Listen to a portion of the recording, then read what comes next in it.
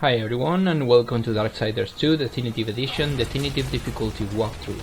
This is the Foundry Part 3 and this is almost exclusively a little exploration and the boss fight of this dungeon. So I was talking about Fallout 4 in the previous video and I'm going to make a little pause on that subject and I'm going to continue it in the next video.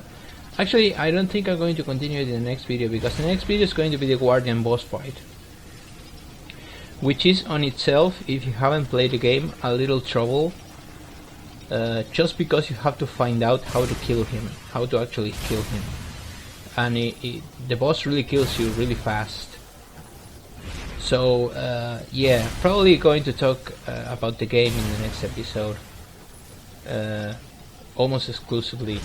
And by the way, the boss that we were going to fight in a few moments ago, when I'm done like hitting this corruption, like stalagmites, stalactites, whatever, actually killed me a few times. I think it killed me like 2 or 3 times because it hits really hard. But until this point, I haven't really felt this difficulty to be punishable. I mean, I don't blame it. I don't blame the game actually, because coming from brutal, the old trilogy brutal walkthroughs of Uncharted, like this difficulty feels like fucking heaven comparable to that. So maybe that's why I'm kinda, I'm kinda saying that this difficulty is not really that difficult, but it actually is. If you play. If you don't play carefully, you can actually die really, really fast. I'm liking this difficulty, and I'm not giving that much thought about my level and the level of the enemies. Just, moving forward, and the only part that I'm going to really pay mind to my level and my equipment will be when we get to the Crucible. Because that's going to be really important. The Crucible on this difficulty is going to be really, really hard. Yeah, so I just wanted to maybe do a little channel update, since I've been releasing games where I've made commentaries a little while ago, and I haven't included a few new games that I actually going to cover in the future. So this is an actual updated channel update, so to speak. I just wanted to say that I will be covering Transformers Devastation, as I said before. It will be on Prime difficulty. I don't know what character am I going to use. Maybe not Optimus, maybe some other character. I am not sure at this point. But that's something that is going to come. I'm also going to cover all Hunters, the DLC for Bloodborne. And I announce it now, I'm going to do the Blood Level 4 walkthrough. And that's going to be a lot of fun, because I was reserving the Blood Level 4, which is like a Soul Level 1 in Dark Souls, right? I was reserving the Blood Level 4 for the DLC, because I wanted the DLC to release and then do the Blood Level 4 afterwards. So I'm announcing it now.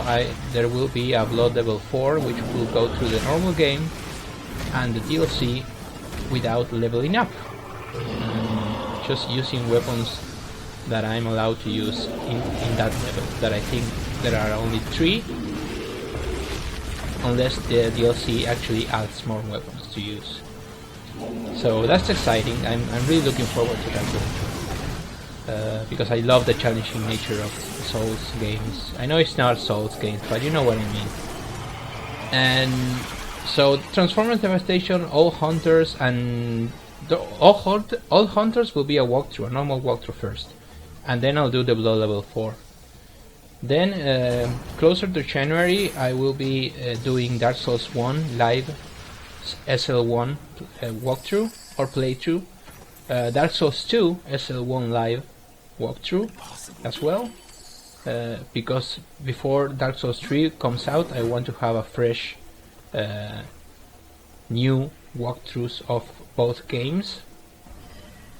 And I want to do something with Fallout. I mean, I still want to do something with Fallout, and I won't call it a walkthrough, because The nature of Fallout is so unpredictable that calling something a walkthrough or a guide that you do in that game, when so many things can change from my playstyle to yours, and on top of that, what I do in my game is fun to be watched for others like it's new. So that's why I haven't really go deeper into the game. I have just played like 10 hours and I haven't seen more content because I really want to do something that looks like I'm actually seeing new stuff as at the first time that you are actually seeing new stuff. But I also want to integrate the feeling that I'm doing interesting choices at the beginning of the game